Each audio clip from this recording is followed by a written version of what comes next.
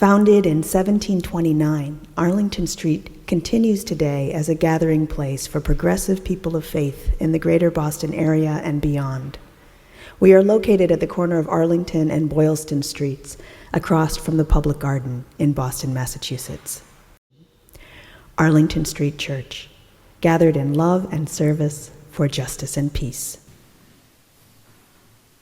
A quote from Albert Einstein: "The most beautiful thing we can experience is the mysterious.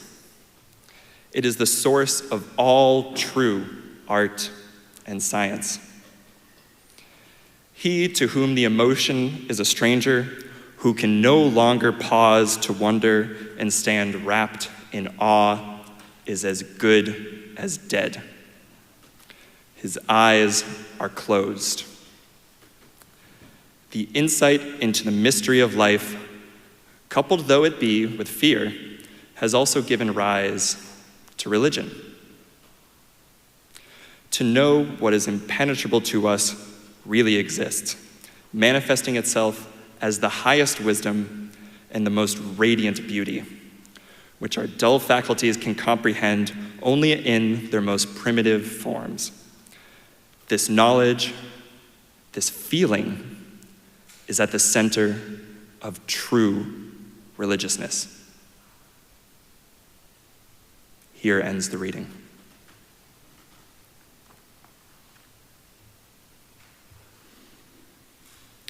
In the summer of 1774, Joseph Priestley embarked on a series of experiments that would forever change our understanding of life as we know it. Armed with a burning lens, a device concentrating sunlight into a powerful beam, Priestley heated a strange red powder called mercuric oxide in a glass container.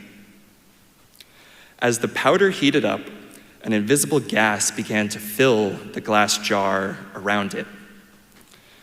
Priestley didn't know what it was, but he noticed something amazing. When he placed a candle in the jar, it burned with an unusually bright and vigorous flame, far more intense than in ordinary air. And this was no ordinary gas. It seemed to possess a unique ability to support combustion. When he tried breathing in the air from the experiment, he said it felt very refreshing. Intrigued, he carefully isolated and collected the gas in a separate container, eager to explore its properties.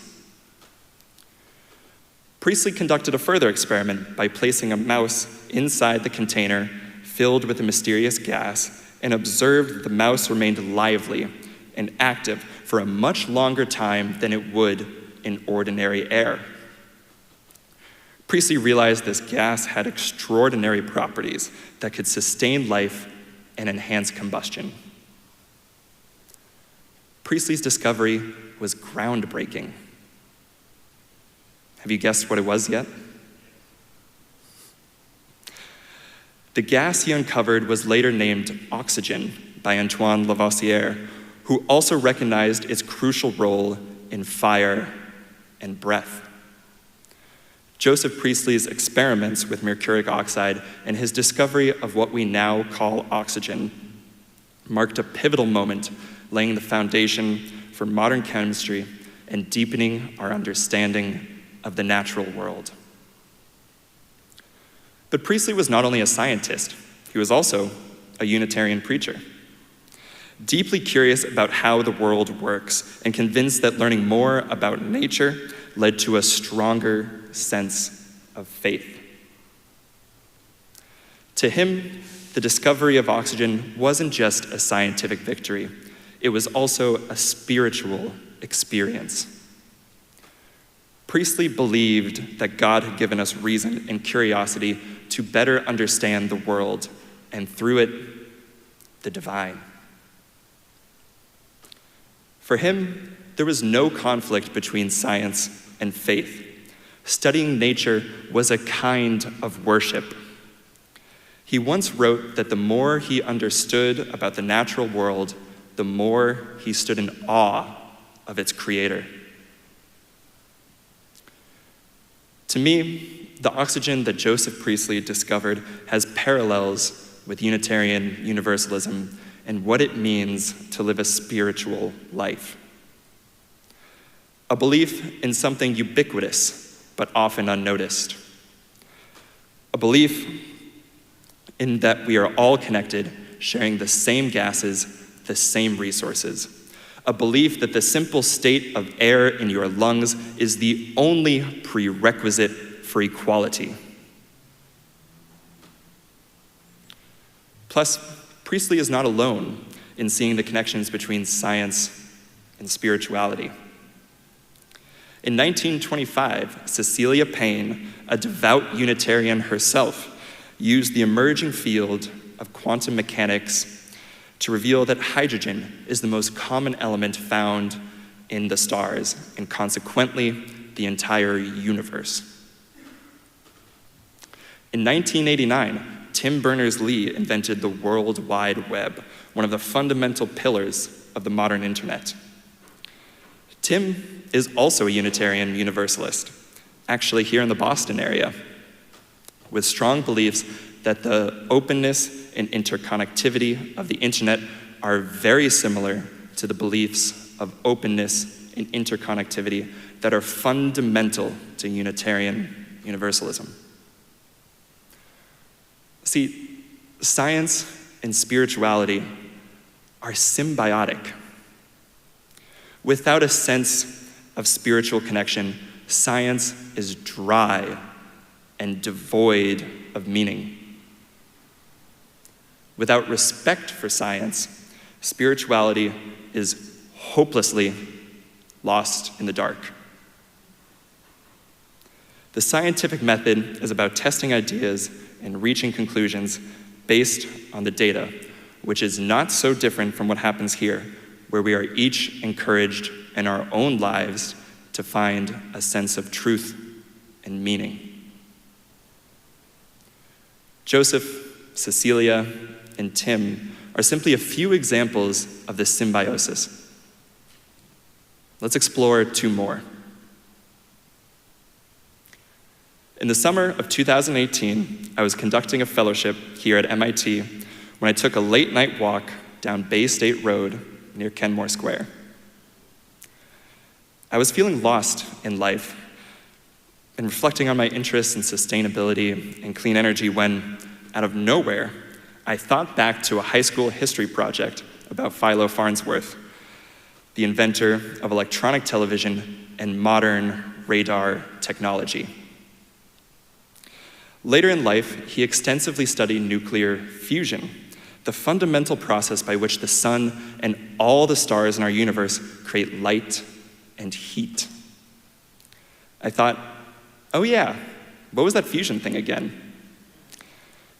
When I got home, I looked into it online and went down some deep rabbit holes on my computer, thanks to Tim Berners-Lee, becoming ever enthralled with the complexity and potential of fusion energy. See, fusion is the opposite of fission. Fission is the source of nuclear power plants, a controversial form of carbon-free energy. Fission splits nuclei apart, whereas fusion binds them together. They are literally opposites, and fusion succeeds where fission fails. A fusion power plant could never melt down. It would not produce high volumes of long-lived radioactive waste, nor could it be used to create an atomic weapon. And that's all because the physics is fundamentally different.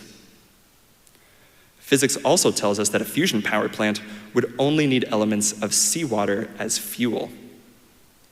It would generate 4 times more energy than fission, or 4 million times more energy than an equivalent amount of fossil fuels, all while generating no greenhouse gases. But there's always a catch, right? The catch is that fusion is incredibly difficult to sustain. The conditions are so fragile that nobody has been able to create a working fusion power plant. Yet. I soon discovered MIT has a plasma science and fusion center just across the river here in Cambridge. That summer, I got to tour their facility and see the remnants of CMOD, their legacy fusion experiment that set world records for pressure and magnetic confinement in a fusion experiment. In 2016, CMOD was mothballed due to funding cuts from the US Department of Energy.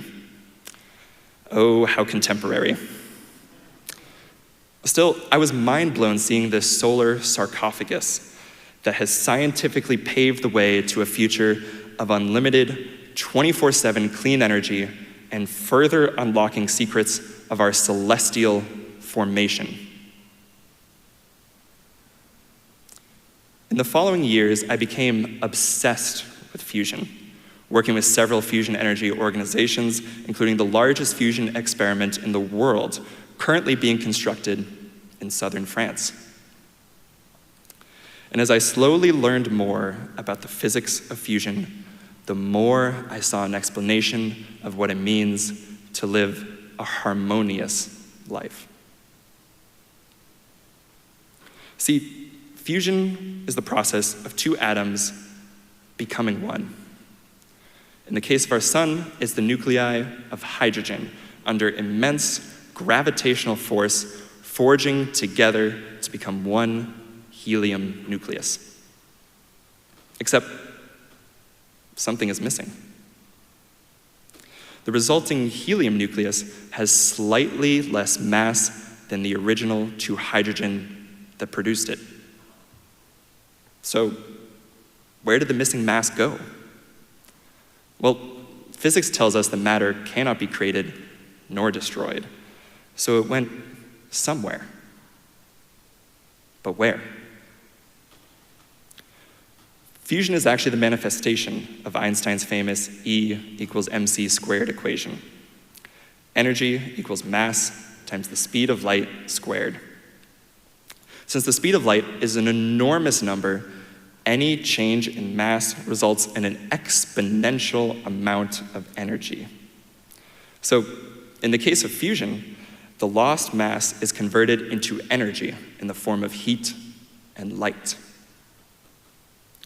Get enough nuclei to fuse, 4 million tons per second in the case of our sun, and with all those reactions, you've got a star. But let's take a closer look at that fusion formula again, because it reveals something fundamental about human nature. When two hydrogen fuse, the resulting helium has slightly less mass than the original two hydrogen. What does that make you think of? For me, it reminds me of love. Love is often two people coming together, each losing a little bit of themselves in the process in order to create a new and powerful relationship. It's a sacrifice, but it's not a sacrifice for nothing. That little sliver of ourselves we must shed in order to love is never, never truly lost. When we love another fully, we get new energy for life. Those around us can feel that energy. They can see it radiating from you. It's the process of peace, of compromise, of unity. It's the very foundation of human nature. Social beings who understand that together we are capable of so much more than we are on our own. It's an equation for love, etched in the very fabric of our cosmos and in every fiber of your being. Fusion uses hydrogen to create every other element, comprising every single thing we can possibly perceive. We are all long descendants of fusion reactions, forged in the crucible of an ancient star. In many ways, fusion is the story of where we come from and where we are going. So, oxygen was discovered hundreds of years ago by a Unitarian priest, and fusion as a clean energy source is being worked on right now. But what about the future? What's something we're barely even beginning to understand? It's my third and final theory of the connections between science and spirituality. In the spring of 1935, Albert Einstein was growing restless. He had already reshaped the world's understanding of space and time, thanks to his special theory of relativity. But there was something about the new field of quantum mechanics that deeply unsettled him.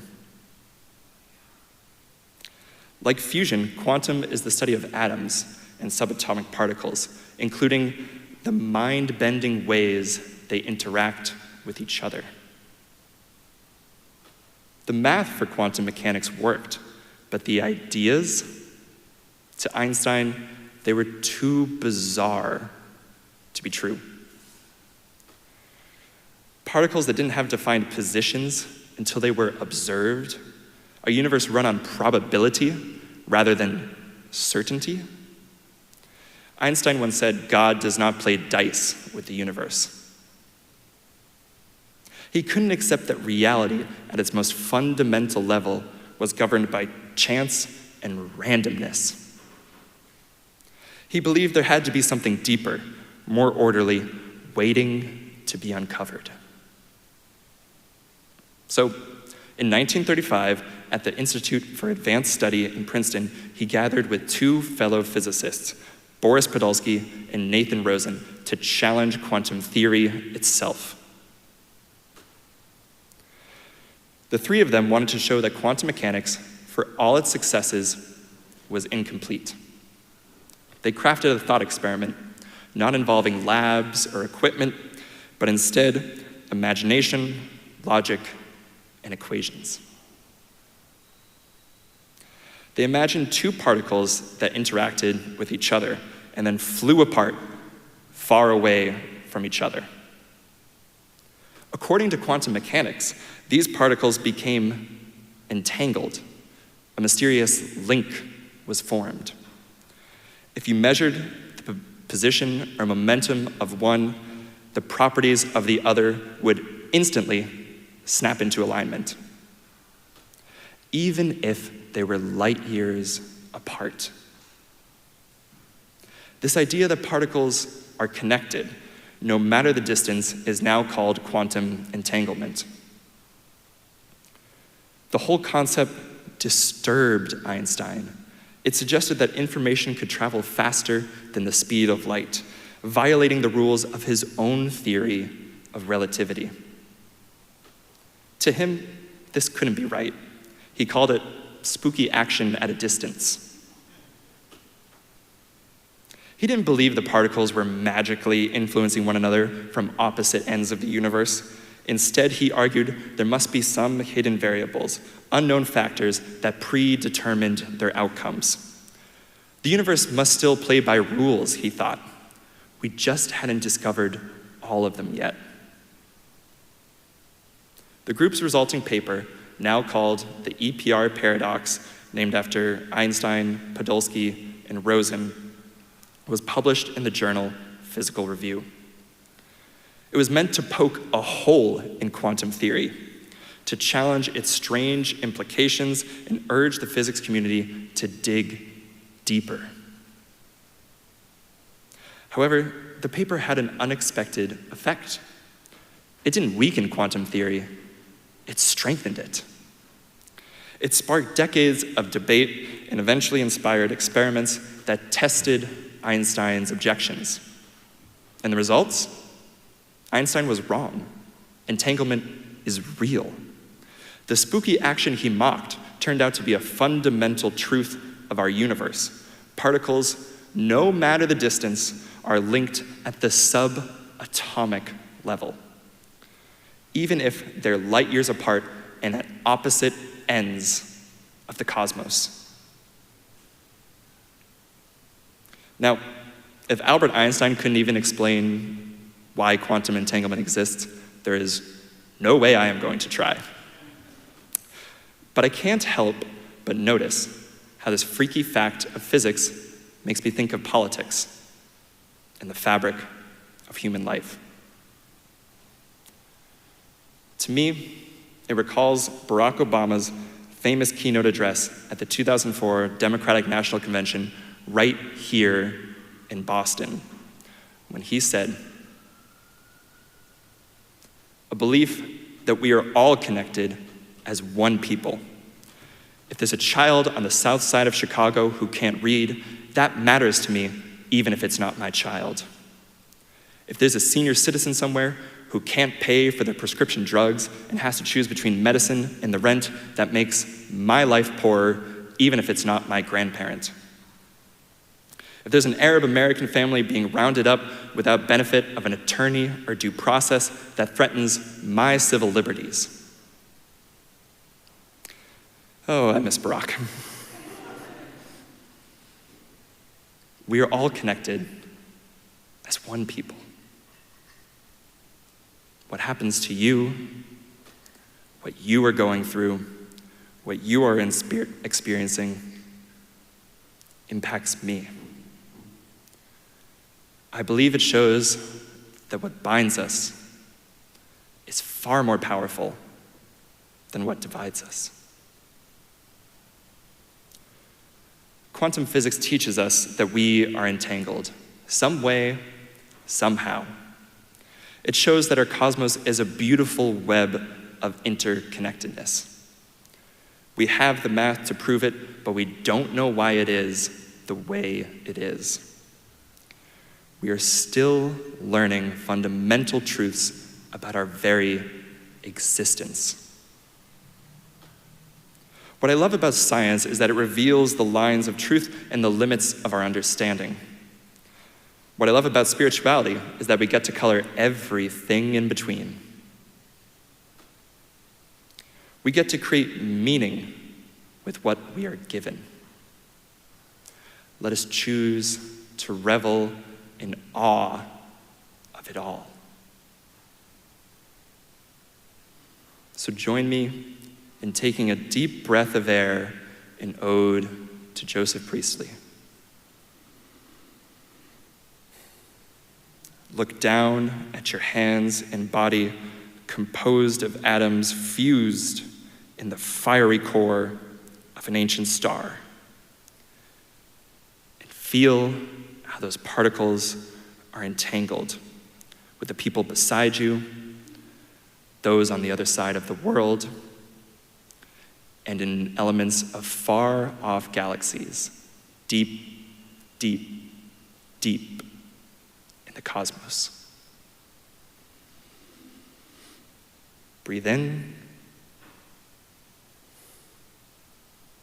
breathe out. Blessed be.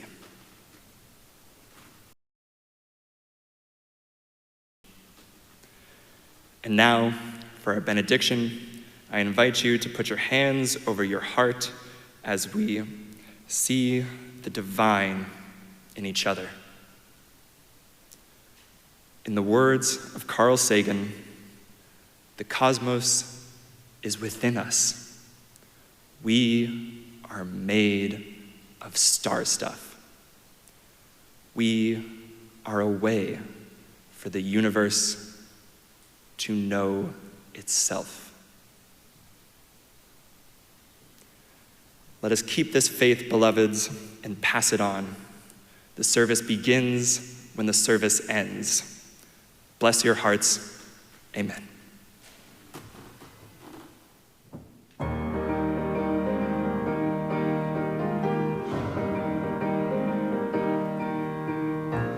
Where you go, I will go, beloved. Where you go, I will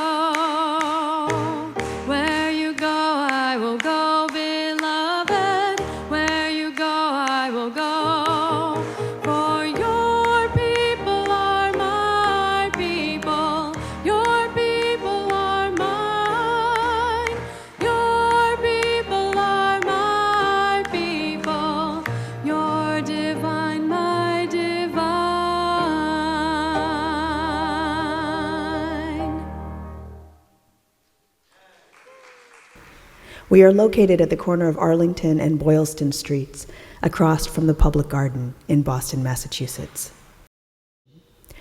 Arlington Street Church, gathered in love and service for justice and peace.